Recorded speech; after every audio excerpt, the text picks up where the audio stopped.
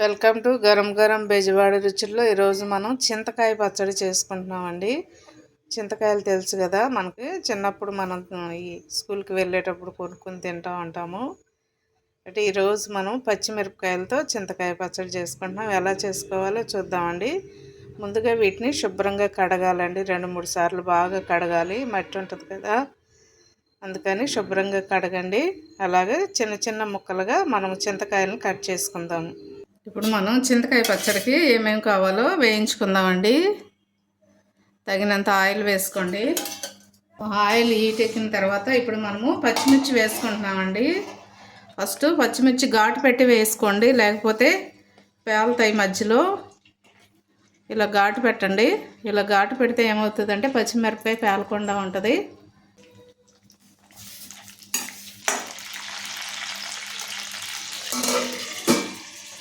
ఒకసారి మూత తీసి చూద్దామండి.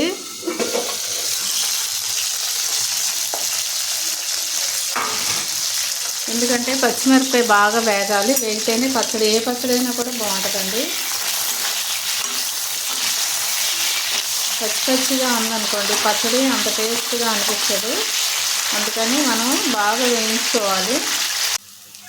చూడండి, చింతకాయ ముక్కలు మీకు ఎక్కడైనా దొరికితే లేతకాయలు తీసుకోండి. నేను ఎందుకంటే కొంచెం ముదిరికాయ దొరికింది నాకు, దానివల్ల చాలా గింజలు ముదిరిపోయాయండి, ముదిరి గింజలు వచ్చాయి.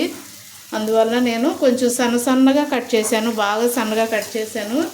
సో మీకు కనుక ఎక్కడైనా లేతకాయలు దొరికితే కనుక తెచ్చుకుని మామూలుగా ముక్కలుగా కట్ చేసేసుకుని అవి వేసేసుకోవచ్చు. ఎందుకంటే నేను ఇలాగా గింజలు తీయాల్సి వచ్చింది. గింజలు ఉంటే పచ్చడి అంత బాగోదు కాబట్టి ఇలా సన్నగా కట్ చేశాను నేను.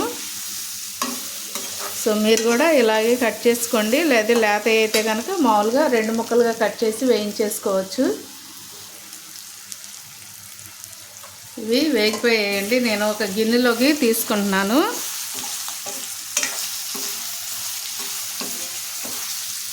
ఇలా బాగా వేయించండి. వేయించిన తర్వాత ఒక గిన్నెలోకి తీసేసుకోండి.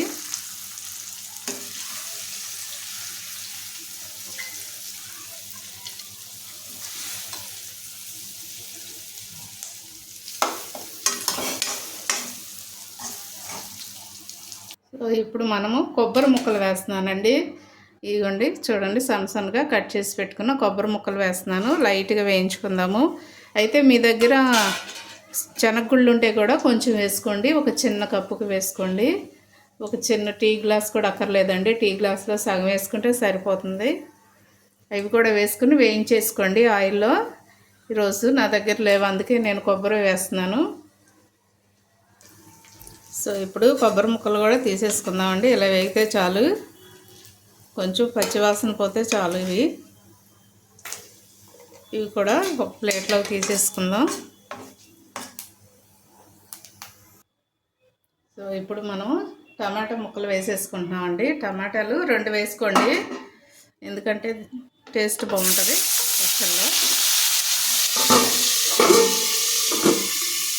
మూత పెట్టేసేయండి, ఎందుకంటే స్టవ్ అంతా కూడా ఆయిల్ పడుతుంది కదా, అందుకని వెంటనే మూత పెట్టేసుకుంటే మనం స్టవ్ మీద ఆయిల్ పడకుండా ఎక్కువ ఉంటుందండి.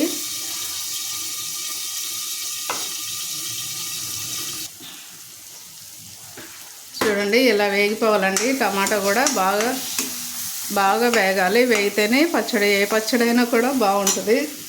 అలాగే కొంచెం వెల్లుల్లిపాయలండి, 4 రెబ్బలు వేస్తున్నాను నేను.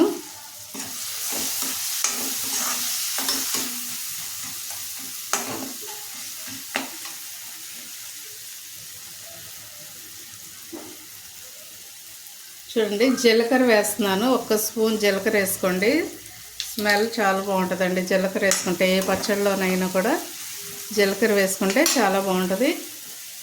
ఇప్పుడు నేను స్టవ్ కట్టేసి ఇవన్నీ కూడా చల్లారిన తర్వాత మిక్సీ పడతానండి. చూడండి, ఇవన్నీ కూడా నేను మిక్సీలో వేసుకోండి, తగినంత సాల్ట్ వేసుకోండి.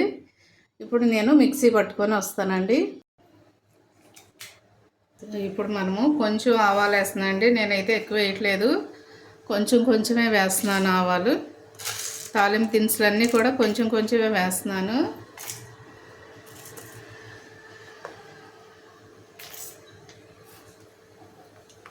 మనం ఆల్రెడీ జీలకర్ర వేసాం కదా మిక్సీలో వేసేటప్పుడు, అందుకని లైట్గా వేసుకోండి, సరిపోతుంది.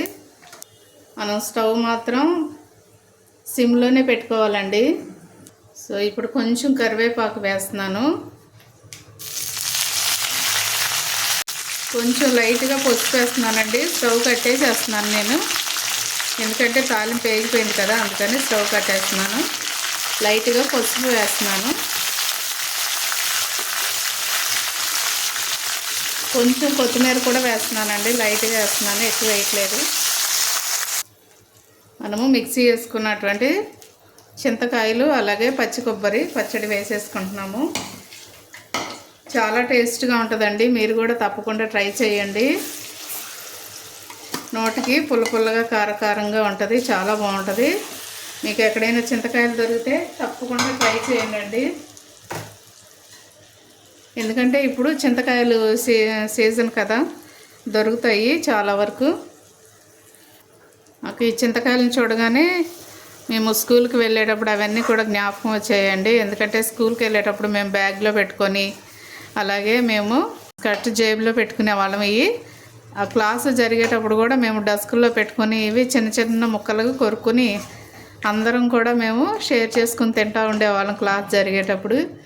ఇవన్నీ కూడా ఈ చింతకాయలు చూసినా, చింతకాయలు చూసినా, ఉసిరికాయలు చూసినా అవన్నీ కూడా జ్ఞాపకం వస్తాయి మనకి, అందరికీ కూడా, ఎవరికైనా కూడా. కాబట్టి తప్పకుండా ట్రై చేయండి. అలాగే నాకు కామెంట్స్లో పెట్టండి ఈ పచ్చడి ఎలా ఉందో. సో మా ఛానల్ని మర్చిపోవద్దండి, గరం గరం బెజవాడ రుచులు. సబ్స్క్రైబ్ చేయని వారంటే సబ్స్క్రైబ్ చేయండి, షేర్ చేయండి, లైక్ చేయండి. Thank you.